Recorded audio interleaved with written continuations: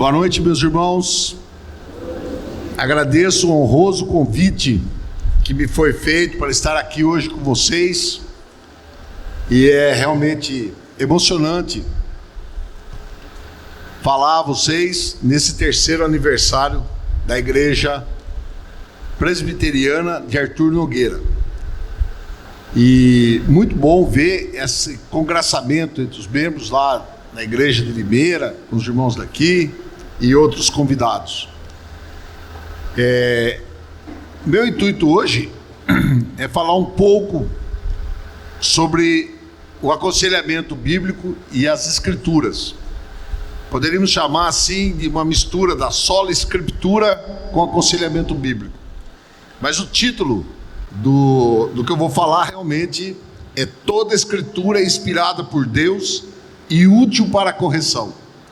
E nós vamos usar para falar disso o texto de segunda carta de Paulo a Timóteo, que é o último escrito do apóstolo Paulo. Segunda carta a Timóteo, no capítulo 3, vamos ver do verso 1 ao 17, ou seja, o capítulo inteiro. Esse capítulo, na verdade, ele se prolonga, essa perícope que começa no verso 1, ela na verdade vai terminar lá no capítulo 4, do verso 9, mas nós vamos ficar, por enquanto, só nesses 17 versos. E esse texto aí, ele é muito interessante, ele vai ensinar muita coisa para nós. Eu queria, antes de começar, que nós orássemos ao Senhor. Nosso Deus bendito e poderoso, nós sabemos que o Senhor detém todo o poder, toda a glória, toda a honra na tua pessoa, Senhor. O Senhor que é o Deus trino e verdadeiro, aquele que nos resgatou do inferno e que nos deu vida em Cristo Jesus. Nós clamamos, Pai, que o Senhor fale ao teu povo agora, que possamos receber a tua palavra como ensinamento para o nosso crescimento, para o nosso consolo e para que nos prepare, Pai, para ajudarmos aqueles nossos irmãos que precisam de ajuda. É em Cristo Jesus que nós oramos. Amém. Na visão de Calvino, os crentes dos últimos dias, que é como começa essa carta, seriam aqueles que viveriam depois da primeira vinda de Cristo. Havia uma infundada crença, desde os tempos dos profetas, desde o tempo dos profetas, que dizia que quando fosse instaurado esse reino messiânico, tudo seria espantosamente reformado, ajeitado. O mundo obedeceria a Deus, e toda boca e todo joelho dariam glória a Deus. Não haveriam vícios no mundo, era o que se cria. Mas, no entanto, como ocorrera outrora, os pastores, mesmo depois dessa primeira vinda de Cristo, iriam lidar com homens ímpios e perversos. Por isso, esse tempo, chamado de últimos dias, não é momento para que os cuidados sejam arrefecidos. Ao contrário, tomado mais cuidado ainda. Nessa meditação que nós vamos fazer, vamos buscar respostas bíblicas e honestas para 5 questões honestas. Nós vamos tentar obter uma resposta para entender o tempo que nós vivemos, o mundo em que estamos. Vamos tentar entender como é que o mundo age, entender as consequências da ação do mundo sobre nós e como é que nós devemos reagir, entender quais os fundamentos, sobre quais fundamentos nós devemos agir para a pregação da palavra, e finalmente, quais são os verdadeiros frutos que nós vamos colher. Para isso, então, como eu disse, nós vamos usar o capítulo 3 da segunda carta de Paulo a Timóteo. Essa segunda carta, a maioria dos autores considera que cada capítulo, tem 4 capítulos, cada capítulo poderíamos ter uma visão sobre 4 situações. E eu fiz uma pequena mudança aqui, são 4 situações que começam com a letra P, para ficar fácil de guardar. Então, no capítulo 1, Paulo instrui Timóteo que guarde o evangelho. Então eu coloquei aqui como prenda para você o evangelho. No capítulo 2, ele fala que Timóteo deveria sofrer pelo evangelho. Então eu pus como pague pelo evangelho. Você vai pagar um preço por isso. No capítulo 3, que é esse que nós vamos estudar, seria permaneça no evangelho. Não saia dele. E por fim, no capítulo 4, prega o evangelho. Que é exatamente o que fala dos versículos lá, de 1 a 9, pregue a palavra, né? E qual era o contexto dessa carta? Paulo estava prisioneiro em Roma, a sua carreira, como o irmão Fábio falou durante sua oração, ele praticamente já tinha encerrado, já corria a carreira, antevendo sua decapitação. Essa era a segunda prisão de Paulo em Roma. Então ele escreve esse último escrito da vida dele para o amado discípulo que ele formou desde a infância, que é o Timóteo, que fora bispo da igreja de Éfeso. Provavelmente Timóteo não estava em Éfeso, porque por causa da perseguição mesmo ele teve que sair. E Timóteo, quem era Timóteo? Timóteo era um jovem, fraco fisicamente e de temperamento introvertido, e com uma missão, um ministério muito difícil. Esse encargo de ser bispo em Éfeso não era algo fácil para ele. Segundo um teólogo, o cristianismo, nesse tempo, estremecia à beira da aniquilação. Eram perseguições de todos os lados. Vamos ler então, do verso 1 ao 9, por enquanto, para nós meditarmos. 2 Timóteo, capítulo 3, verso 1 a 9, eu vou ler na versão Nova Almeida atualizada, NAA, tá? Que eu acho que é onde está mais bem explícito isso aí. E diz assim: mas você, na outra versão é importante esse início aí, tu porém, né? Mas você precisa saber disso.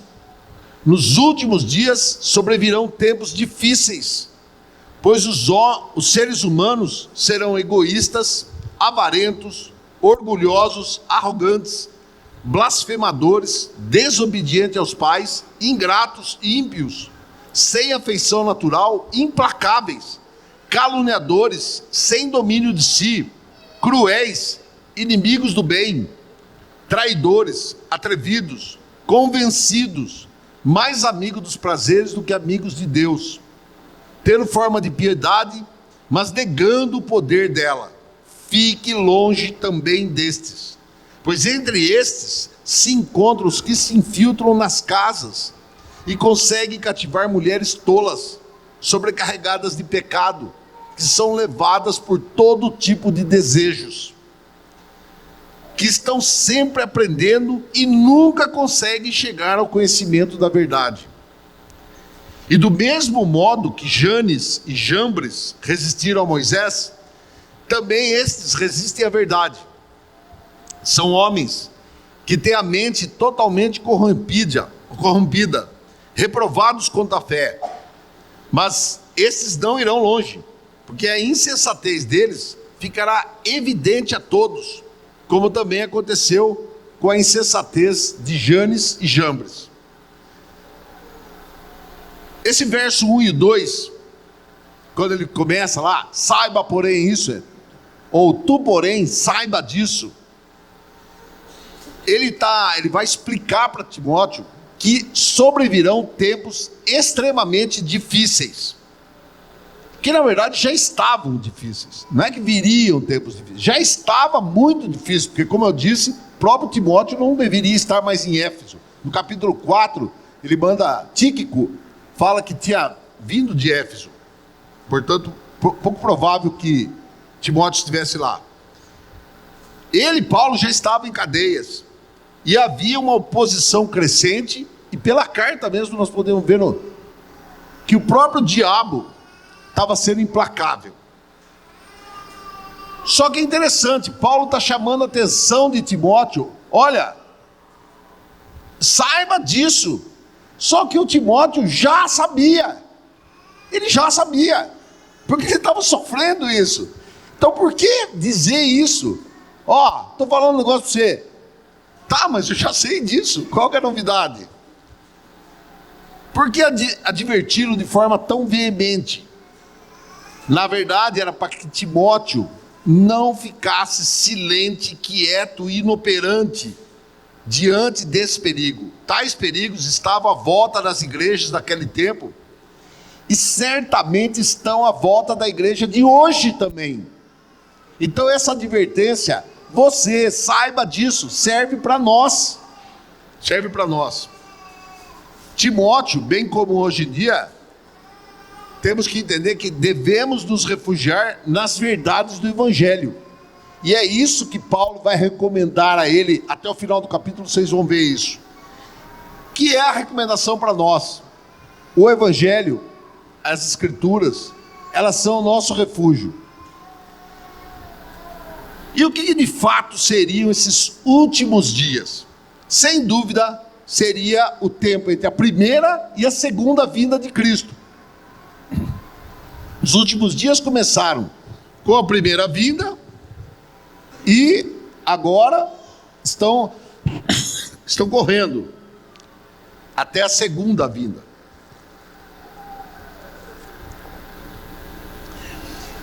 E não podemos nos iludir que desde aquele tempo as coisas estavam difíceis, mas elas podem piorar. Então, nós não sabemos quando é que elas vão piorar, o futuro é incerto. Houveram várias pioras ao longo dos séculos, e nós sabemos que nós estamos inseridos nesse contexto. Mas o mais interessante aqui é perceber que Paulo está dizendo que os tempos serão difíceis, não por causa de problemas climatológicos, ambientais, físicos, vai acabar a eletricidade e a energia do planeta, a poluição vai matar tudo. Não é por causa disso. Os tempos serão difíceis por causa dos homens e os seus comportamentos maus. É isso que vai transformar o mundo, o tempo, em tempos difíceis. E o que seriam de fato tais homens maus? Então, do verso 2 ao verso 4, ele vai se dedicar a explicar, nomear. Ele vai falar 19 comportamentos para descrever esses homens. 19. É uma descrição precisa de como serão esses homens. E aí nós vamos ver 3 ordens de coisas que Paulo vai citar. A primeira são problemas de ordem moral. E ele vai falar as 19 numa sequência única. É uma rajada de metralhadora, né? Ele começa falando que tais homens serão egoístas, ou mais amigos de si mesmos. Esse é o egoísta. Presta culto ao ego, né? Essa é exatamente a fonte de onde emanam os demais adjetivos que estão na sequência. Começa com o problema do egoísmo e termina dizendo que eles não serão amigos de Deus. Por quê? Porque eles serão amigos deles mesmos. Ou seja, eles têm um problema de um amor mal dirigido.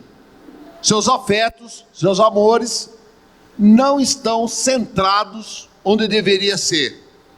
Pois a pessoa que ama a si mesmo, ela reivindica uma superioridade em tudo, despreza os demais, é cruel, se entrega à cobiça, à traição, à ira, ela desobedece os pais, negligencia o bem e as outras coisas. Ao invés de amarem a Deus, amam a si mesmos, amam ao dinheiro, que é a avareza, e os prazeres. Aqueles que têm opinião exagerada sobre si mesmo, inevitavelmente menosprezam os outros, e deles falam mal. São orgulhosos, E uma outra palavra aqui para orgulhoso é uma palavra que vocês conhecem, que é o fanfarrão, que menospreza os outros. São arrogantes, altivos, queixo para cima, blasfemadores, porque eles difamam a verdade. Então, isso é o que encerra o aspecto moral. Depois, o segundo aspecto desses 19 elogios aí, ele vai falar sobre aspectos da vida familiar. Ele fala que tais homens desobedecem aos pais, ou seja, eles não dão honra a seus pais, ferindo o 5º mandamento. São ingratos, não têm gratidão do que recebem. São ímpios ou irreverentes, a palavra que ele usa é ímpios, né? Eles não dão respeito, então eles não dão honra, não dão gratidão, não dão respeito. São desafeiçoados, como está na versão, ou sem afeição natural, sem coração. E por fim são implacáveis, obstinados, ou seja, eles não dão trégua, eles não dão chance para se reconciliarem. Então, primeiro, problemas morais, problemas familiares e, por fim, problemas no âmbito social. E vai chamá-los de caluniadores, que é mentirosos. A palavra no original é diabólicos, é isso que eles são. Fofoqueiros, falam mal dos outros, principalmente quando o outro não está presente, fala pelas costas. Sem domínio de si, sem autocontrole, cruéis ou indomáveis, são sem educação, selvagens, não são civilizados, são inimigos do bem, sem amor para com os bons, em oposição ao reino de Deus. Usa a palavra aí, traidores, que é a mesma palavra usada lá para adjetivar a atitude de Judas, traidor. Atrevidos, ou seja, totalmente obstinados em palavras e ações, são precipitados. Deixa que eu resolvo, eu sei fazer isso aí. São convencidos ou enfatuados ou orgulhosos, dando a si mesmo uma importância exagerada, uma arrogância.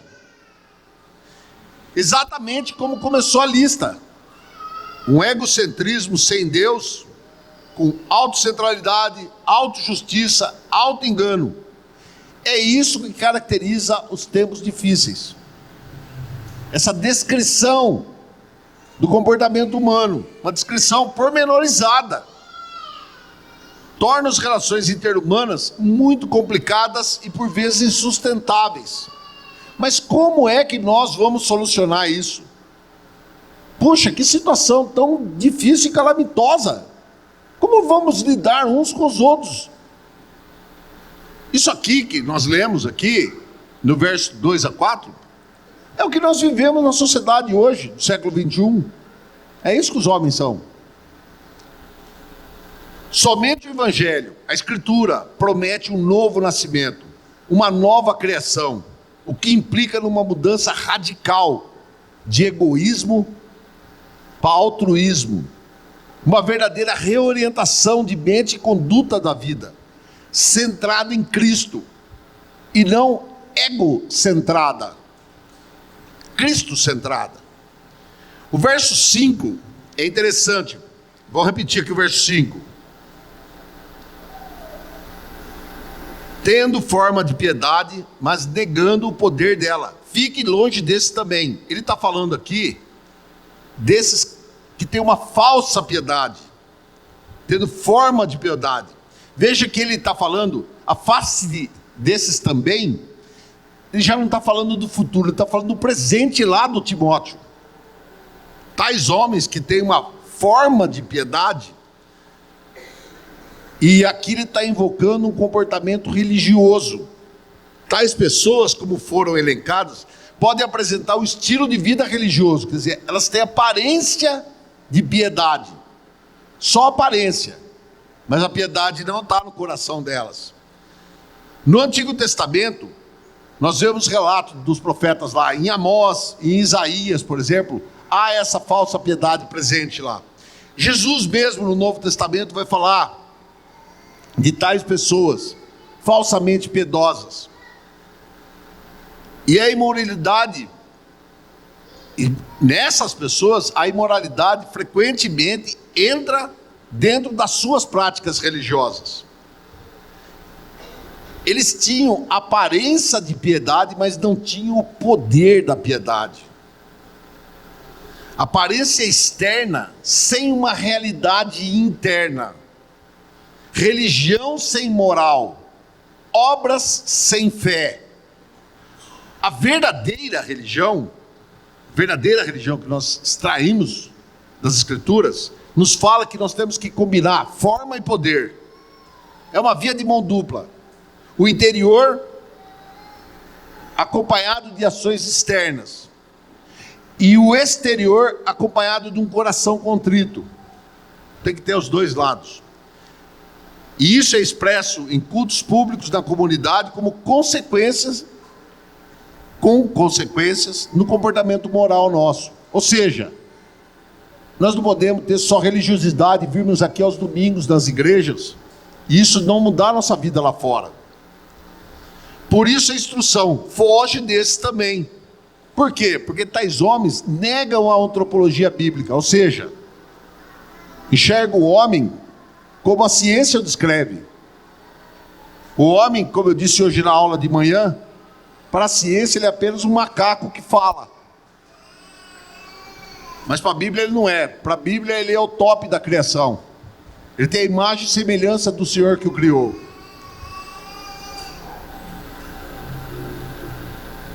Muitas vezes, dentro das igrejas, essa falsa piedade está presente. Inclusive, algumas igrejas até cunharam um nome jocoso para isso, que chama-se crentes mundanos, né? Crentes mundanos. Como é que podemos ter crentes mundanos? É incoerente, né? Esses crentes deveriam ser disciplinados e colocados para fora. Do verso 6 ao 9 agora, ele vai falar que esses falsos mestres se infiltram dentro da casa dos crentes. É uma situação muito peculiar, mas da qual nós podemos extrair muita instrução. Ele vai falar sobre um zelo proselitista dessas pessoas. Essas pessoas, falsos mestres, conforme ele vem descrevendo aqui, não só eram cheios de falsa religiosidade, mas eles eram cheios de amor próprio e sem Deus. E pior, eram propagadores desse ensino, desse falso ensino. Utilizavam-se de um método furtivo, manhoso, para cativar seus seguidores. Entravam pelas portas do fundo. Aproveitavam o momento que os maridos saíam para trabalhar e se aproveitavam das mulherzinhas, como diz na outra versão, tolas e sem firmeza. Essa tática, nós já conhecemos ela. Com quem é que o diabo conversou no Éden?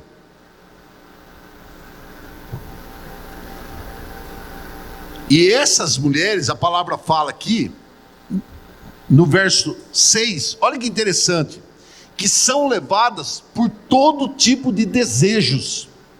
E essa palavra desejos que está aí, é a palavra epitomia, que é a palavra que entrou praticamente no lugar da palavra idolatria que tinha no Antigo Testamento.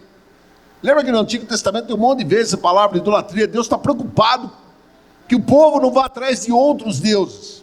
No Novo Testamento a palavra idolatria não está tão presente, mas ela está.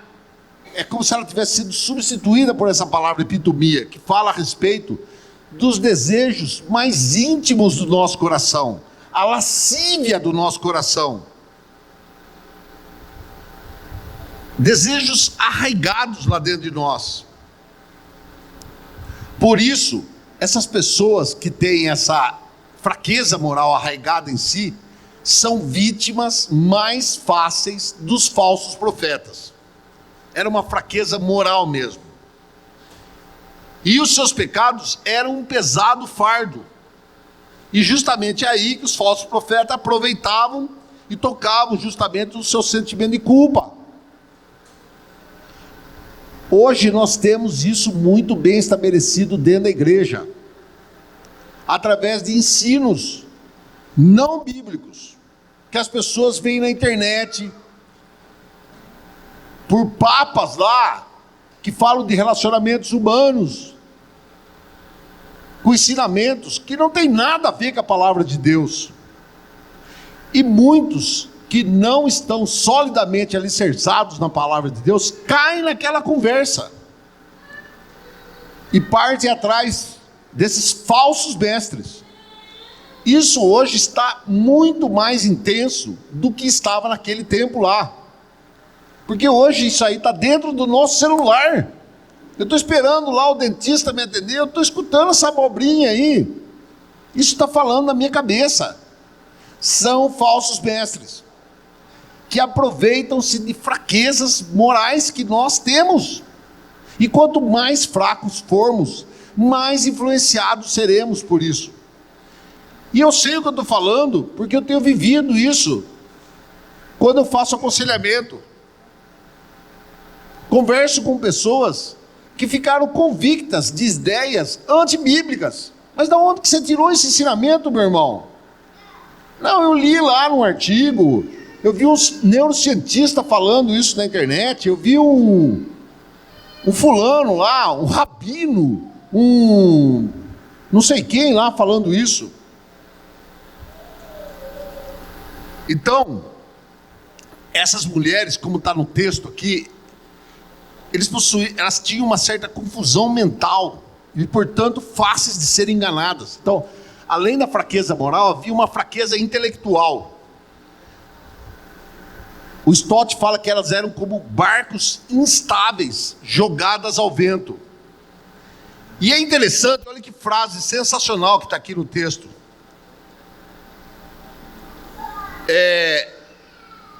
No verso 7. Veja que elas estão sempre aprendendo. Ou seja, elas não têm dificuldade de aprendizado, só que elas aprendem coisas erradas. Elas estão sempre aprendendo, mas nunca conseguem chegar ao conhecimento da verdade. Olha que interessante. Então, como disse um outro autor, não era um amor à verdade que impedia de aprender, mas um mórbido amor às novidades. Eu não quero aprender o que é o certo. Eu quero aprender o que é novo, o que eu nunca escutei. E isso aí, na ampla maioria das vezes, não corresponde às Escrituras. E não obstante, tais pessoas acreditam que possuem prodigiosa sabedoria, mas o que realmente sabem, que não sabem nada, será enquanto se aferrarem à verdade, que é o fundamento de todo qualquer conhecimento. Elas têm que se apegar à verdade, e não a essas falsas verdades. E aí ele cita Janes e Jambres que fizeram isso com Moisés, que eram falsos profetas. Quando é que aconteceu isso? Em Êxodo capítulo 7, no verso 11, o faraó vai designar mágicos para ir confrontar Moisés, para fazer as mesmas coisas que Moisés estava fazendo. Deixar o rio tingido de vermelho, vinha aquele monte de mosquito, gafanhoto, etc. E os mágicos fizeram isso. Na Bíblia não tem esses nomes, Janes e Jambres. Mas no Targum, que é um escrito hebraico antigo, e isso passou por tradição, o nome Janes e Jambres é o nome que está lá. Então, na verdade, Paulo está traçando aqui um paralelo histórico entre os mágicos que se opuseram a Moisés. E tais mágicos eram falsos mestres que também se opunham à verdade. Moisés era o detentor da verdade. Moisés era o profeta que nunca se viu um profeta igual, que Deus falava frente a frente com ele, né? Paulo aqui, ele está, de uma certa forma, se equiparando a Moisés. Por quê? Porque ele é um mestre que fala a Timóteo, e fala aos demais as verdades evangélicas, as verdades divinas, e faz oposição aos falsos mestres. A igreja, por vezes, tem sido permissiva a tais ensinos, o que causa muito mal aos crentes. Vamos ver agora do verso 10 ao 15. Mas você, aqui é de novo, porém, né? Mas você tem seguido de perto o meu ensino, a minha conduta, o meu propósito, a minha fé, a minha paciência, o meu amor, a minha perseverança, as minhas perseguições e os meus sofrimentos, os quais tive de enfrentar em Antioquia, Icônio e Listra. Quantas perseguições sofri, porém o Senhor me livrou de todas elas. Na verdade, todos os que querem viver piedosamente em Cristo Jesus serão perseguidos. Mas os perversos e impostores irão de mal a pior, enganando e sendo enganados. Quanto a você, de novo, tu, porém, permaneça naquilo que aprendeu, e quem acredita firmemente, sabendo de quem você aprendeu, e que desde a infância você conhece as sagradas escrituras, que podem torná-lo sábio para a salvação pela fé em Cristo Jesus. Timóteo é chamado aqui por 2 vezes a atenção dele, tu, porém, né? A ser diferente do mundo que está à volta dele. Paulo relembra daquilo que aprendeu dele, Paulo mesmo, do verso 10 ao 13. Dos sofrimentos que Paulo teve, das cadeias que ele tomou e tudo mais. E em seguida ele é exortado a permanecer no futuro, que é do verso 14 e 15. Então, no passado, você aprendeu. E no futuro, permaneça. Seria mais ou menos assim o versículo, se fôssemos fazer um versículo aqui. Tu tens seguido fielmente até agora, verso 10. Continua, pois, a agir assim, verso 14. Seria o resumo desse trecho aí. Então, lá no verso 10, que é o passado, como ele aprendeu, Timóteo recebeu instrução de modo especial, para que viesse a passar a outros, ele aprender com o intuito que ele levasse esse aprendizado a outras pessoas, ser ensinado desde a infância. Presta atenção, Timóteo foi ensinado desde a infância, certamente é o que imprime firmeza no ministério. A sabedoria para a salvação não pode ser encontrada em outra parte, só nas escrituras. Mas há um alerta: os falsos profetas também podem fazer uso dela em busca de pretexto para o seu ensino. Então o uso correto vai do fato de nos livrar da morte eterna. É isso que a Escritura tem que infundir em nós.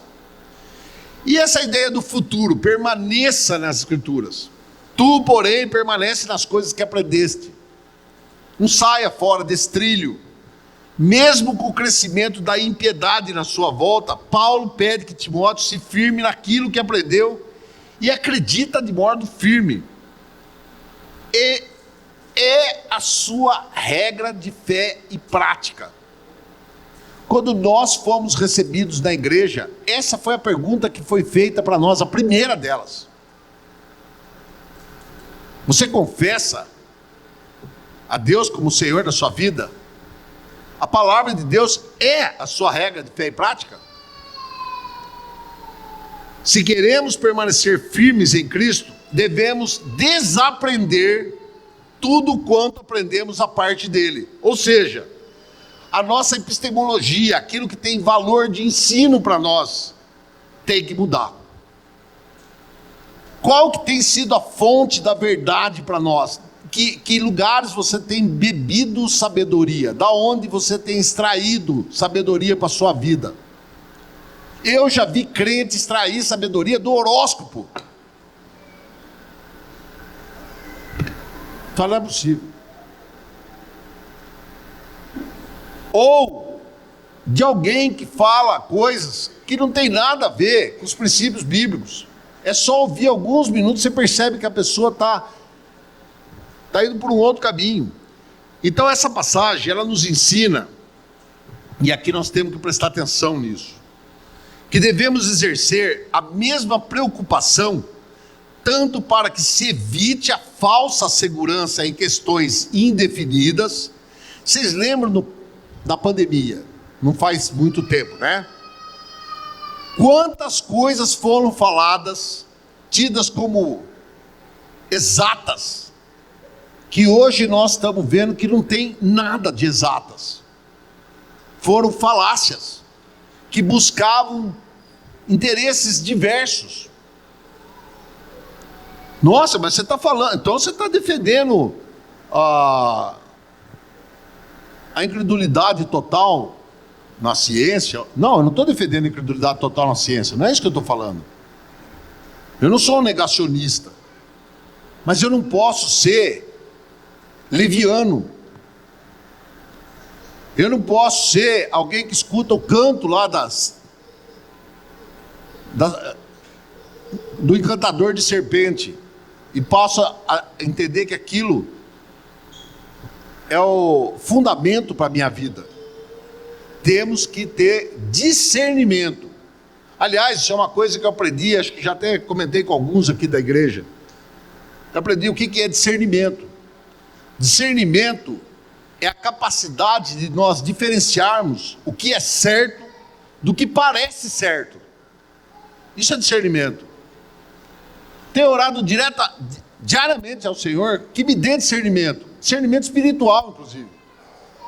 Porque muitas vezes é difícil discernir entre o certo e o que parece certo.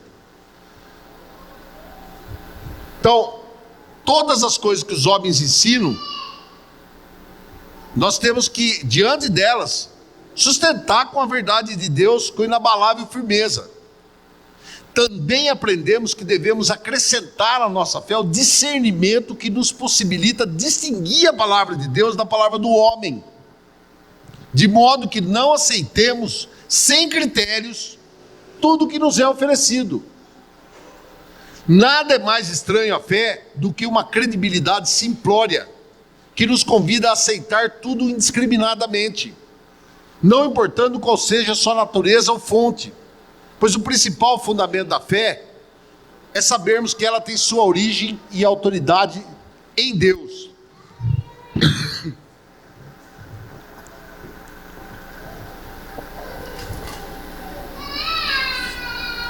No futuro, voltando ao Timóteo lá, haveria radicais que procurariam infundir pretensões progressistas, que repudiam tudo que tiver aparência de tradicional. Porém isso, a necessidade de relembrar uma administração de permanecer no que nos foi ensinado na Escritura. Há alguns hoje que se orgulham do novo cristianismo, de uma nova moral, uma nova reforma. Tem alguns que estão propondo até reescrever algumas páginas da Bíblia, porque elas precisam ser atualizadas.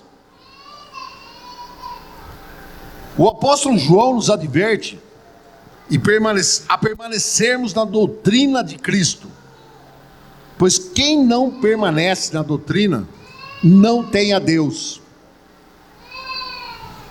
E quais seriam os argumentos fortes para que se permaneça naquilo que aprendeu lá para o Timóteo e para nós também? São dois.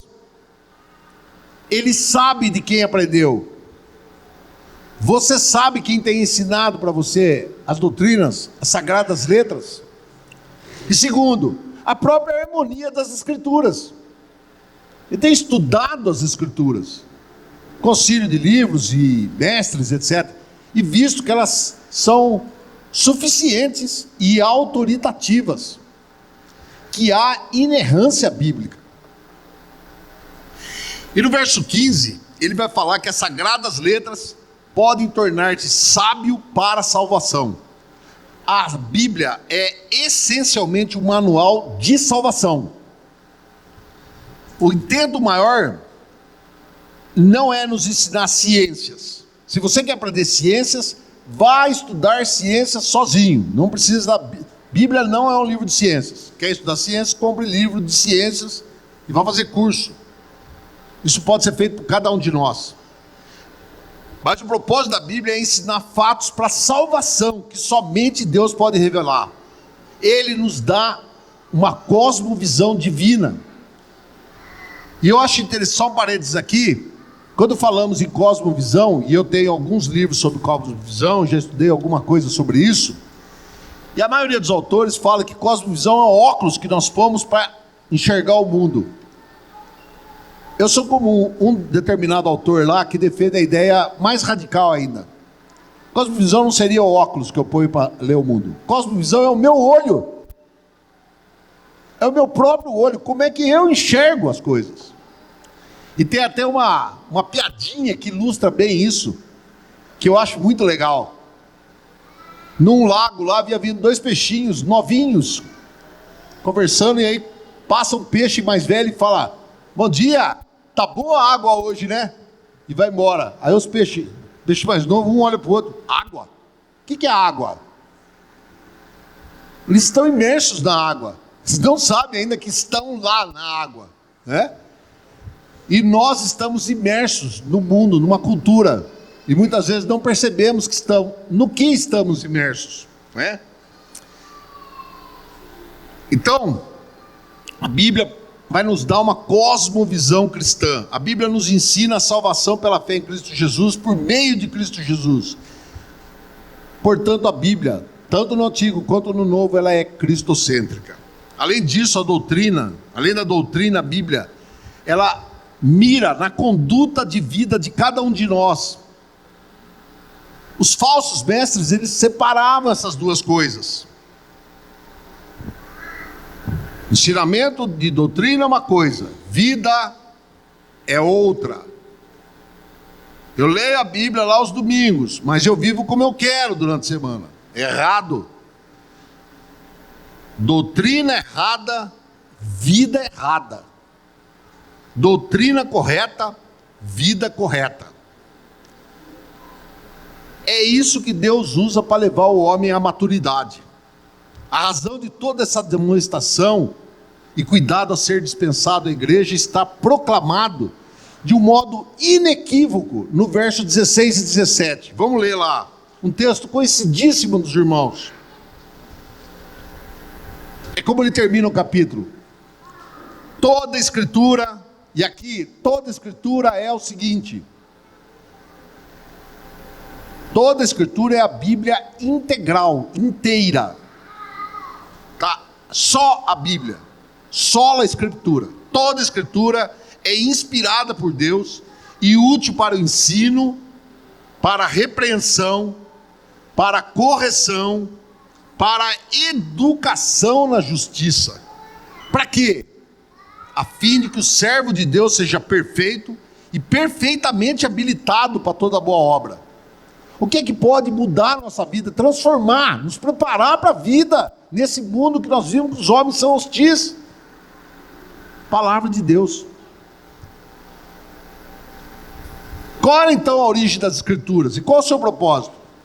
A origem das escrituras, ele fala logo no começo, toda escritura é inspirada por Deus. Da onde que veio a escritura? Da boca de Deus. Não, mas foram homens que escreveram. Sim, ela foi soprada a eles. É a palavra que está ali. Ela foi soprada a eles. E ela tinha um propósito útil para o ensino, para a repreensão, para a correção, para a educação. Para quê? Para aperfeiçoar o servo de Deus. A boca do Senhor nos deu, nos trouxe a sua palavra. Por isso ela é útil para o ensino. E o que isso significa? Os homens devem receber o ensino das Escrituras, em primeiro lugar, com reverência. Com reverência. Coisa que muitas vezes não temos diante das Escrituras. Lemos como se estivesse lendo um romance. Porque ela vem da parte de Deus. Deus nos falou. Como é que podemos saber disso? Porque tanto os escritores quanto os mestres que ensinam as Escrituras foram iluminados pelo mesmo Espírito. Entretanto, essas verdades só poderão ser de fato visíveis para os eleitos. O homem comum não consegue abstrair as verdades espirituais da Bíblia, porque o Espírito Santo não lhe habita e não dá entendimento para isso. Segundo, a recomendação apostólica é que a Escritura contenha a perfeita norma para uma vida saudável e feliz. Quando tais coisas são buscadas em outros lugares, em outras literaturas, corrompe-se a Escritura. Ele fala lá que a Escritura é proveitosa. Somos lembrados de ler a Santa Escritura não para gratificar as nossas fantasias, ou para dar vazão a coisas que queremos achar desculpa para fazê-las. Ela é útil para o ensino, para a repreensão e para a correção. E a correção aqui deve vir após a repreensão. Reconhecer nossa iniquidade e encher-nos da convicção do juízo divino sobre ela é o princípio do arrependimento.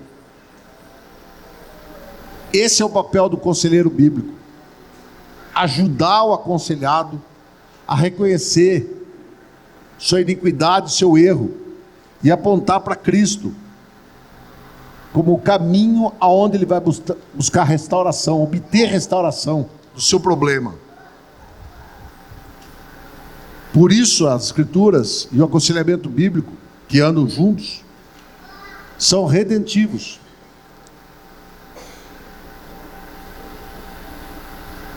E preparam os indivíduos para uma vida piedosa e santa.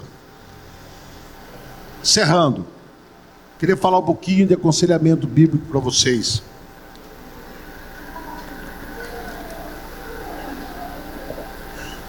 Desde o ensino lá do Jay Adams, que foi quem começou a falar desse assunto, e seus seguidores, a Bíblia é utilizada como uma forma sábia para repreender, corrigir e educar na justiça, falando em amor com os crentes. O aconselhamento bíblico visa trazer entendimento ao coração do sofredor, para que assim lhe possa ser apontado o caminho para ir a Cristo, receber perdão e orientação para a vida.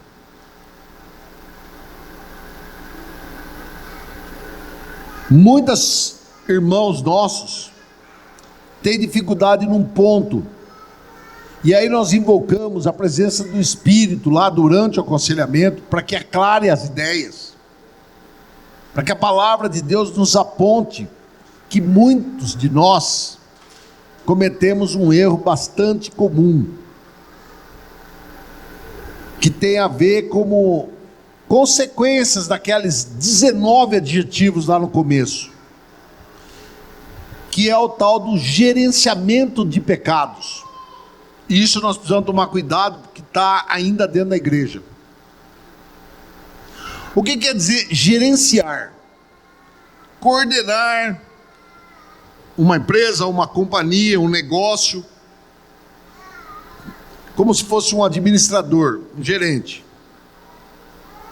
Então podemos entender que gerenciamento de pecados, o que seria? É fazer com que os pecados sejam amenizados da minha vida, e que dessa forma não ocupe o meu tempo em pensando em formas de como eliminá-los da minha vida. Eu gerencio os pecados e jogo eles para um canto lá, e eu acho que isso não vai trazer consequências para os meus relacionamentos, para a minha vida corriqueira. Eles estão guardadinhos lá. Eu busco também acobertá-los com uma capa de pretensa inocência, onde eu encontro mecanismos que me facilitam. Ao mesmo tempo, eu recuso a existência de pecado por causa da sua persistência em correr livremente, sem que nada me impeça. Não, eu não tenho problema de pecado. Meus problemas são outros, não são pecados.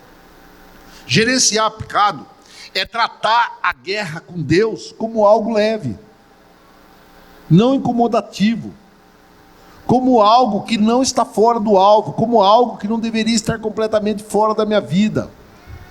São incontáveis os mecanismos que a minha mente lança para executar essa tarefa, que parece simples, mas não é. São permutas mentais, e o principal modus operandi: manipulação de pessoas, negociações que são feitas de forma inconsciente. Pareço bonzinho num determinado instante, mas o que eu estou querendo ganhar são outras coisas.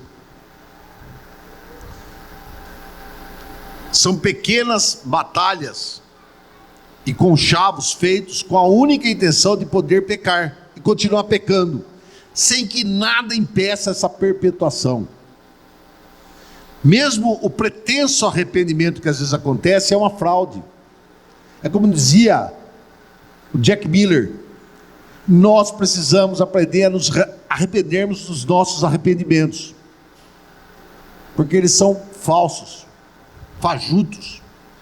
Na verdade, não houve qualquer realidade de arrependimento. O que houve de fato foi um gerenciamento. Portanto, eu sou muito mais que pecador. Eu também gerencio meus pecados. E se assim não fosse, eu teria me curado desse defeito de nascença. Eu quis colocar esse texto final aqui para vocês verem a dificuldade que nós temos de lidar com os nossos pecados. Eles são uma arma muito pesada e que muitas vezes nós não nos damos contas deles. E a nossa vida começa a ter problemas e nós não sabemos como lidar com isso. E são problemas de ordem as mais diversas possíveis. Mas a Bíblia, ela é perspicaz e o Espírito penetra, discernindo entre os pensamentos e as vontades do coração. Ou seja, nós conhecemos as Escrituras, estamos conversando com um crente que deveria conhecer as Escrituras, mas temos uma terceira pessoa lá no aconselhamento, o Espírito Santo, que dirige as nossas vidas e que leva essa palavra para lugares impenetráveis. Ou seja, a grande ferramenta que nós temos no aconselhamento bíblico é a Bíblia. É a Bíblia. Por isso, entendê-la da forma que foi colocada aqui, como é que eu vou resistir aos últimos dias? Com as Escrituras. Vamos orar? Nosso Deus e nosso Pai, nós bendizemos o Teu santo nome, Senhor, porque o Senhor é o Deus único e verdadeiro. O Senhor nos deu a Tua palavra, Senhor, para que vivêssemos por ela, para que fôssemos instruídos por ela, e que ela tornasse a nossa vida completa. Por isso rogamos em nome de Cristo Jesus, Pai, que o Senhor nos dê paixão pela Tua palavra, respeito, que possamos estudá-la com alegria, com vontade, e que ela desça ao nosso coração, desça ao nosso entendimento, e traduza com isso mudança de vida. Nós oramos no nome do Senhor Jesus. Amém.